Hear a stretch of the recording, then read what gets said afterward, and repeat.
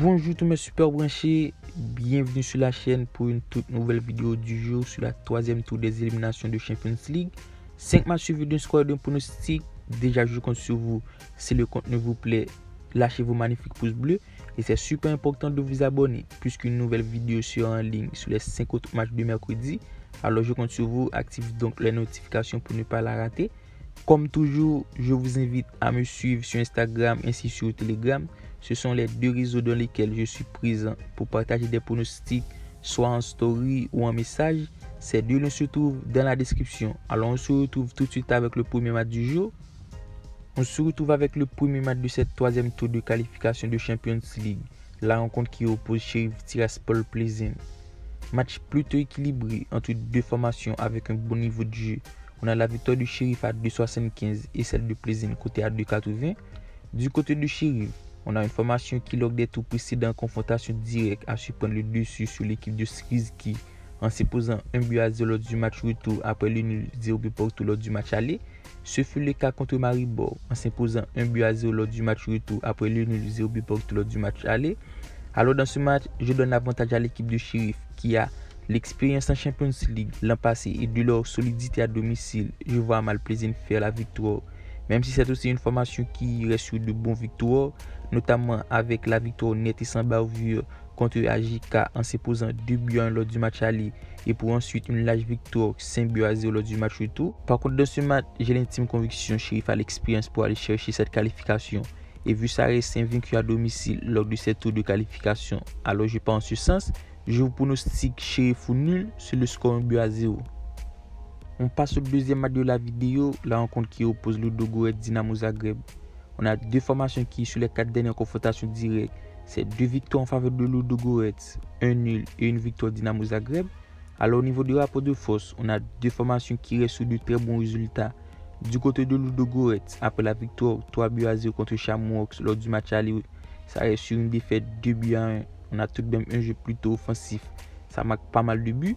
Et face à Dinamo, on a une équipe tout niveau offensif, un jeu tout niveau offensif. Au niveau de l'état de forme, ça reste sur une large victoire, 4-1 en championnat contre Istra.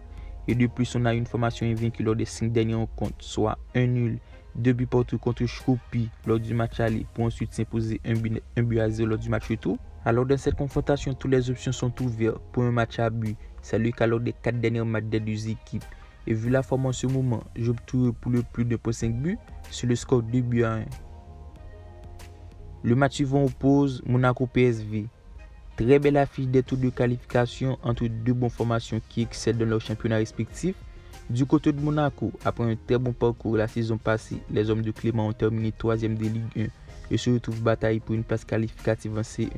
Même si Monaco n'a aucun match officiel pour cette nouvelle saison, on a tout de même une équipe qui a disputé 7 matchs lors des pré-saisons pour 2 victoires, 3 nuls, 2 défaites. Par contre, je m'attends à un très bon match des Monégasques qui peut compter sur un très bon effectif avec les arrivées d'Embolo venant d'Mgladbach et de Minamino du côté de Liverpool.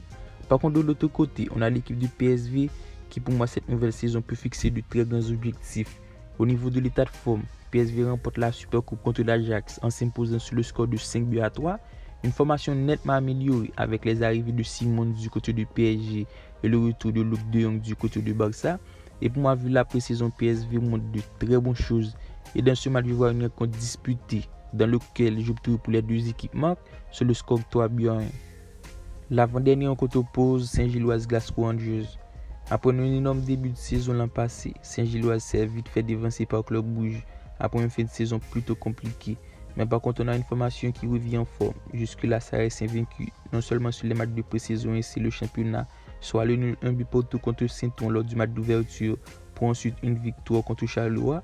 Du côté des Rangers, au niveau de l'état de forme, ça reste une courte victoire 2-1 contre Livingston. Une équipe des Rangers très prometteur après avoir sorti en finale de Ligue Europa contre Francfort. Alors pour cette nouvelle saison, je m'attends à ce qu'ils performent dans le haut niveau et pourquoi pas aller chercher cette qualification de C1 contre une formation Saint-Gilloise non expérimentée.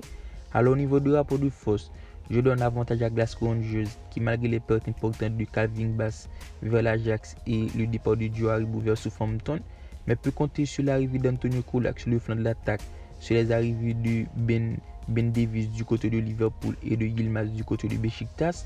sans compter sur la présence de Cavani dans l'effectif. Alors selon moi, vu le niveau des deux équipes, je donne l'avantage à Glasgow Rangers qui pour moi est d'un camp supérieur de Saint-Gilloise et j'ai l'intime conviction que les Rangers feront un très bon match. Sans difficulté, j'opterai pour les Rangers au nul sur le score 2-0. Et pour terminer avec le dernier match de la vidéo, la formation de Benfica reçoit Midtjylland. Vu les côtes, on a une affiche déséquilibrée entre deux formations qui pour moi ne boxent pas dans la même catégorie. Du côté de Benfica, malgré le départ de Darwin Nunez et de certains joueurs cadres avec Everton, Jota, on a tout de même une formation qui change sa composition de jeu en 4-3-3 avec les arrivées de Davis Neres du côté de Shakhtar et Denzo du côté de River Plate. Et pour moi, ce tactique de jeu pallie le départ de Nunez, puisque Benfica reste une bonne pré-saison avec 5 victoires de suite et face à Midtjylland qui sort d'un succès à l'arraché lors des deuxièmes tours de qualification contre AEK. Et même si ça reste une large victoire en championnat, je le vois s'incliner. Du coup, je pronostique la victoire de Benfica plus 1.5 buts sur le score 3-0, une cote à 1.35.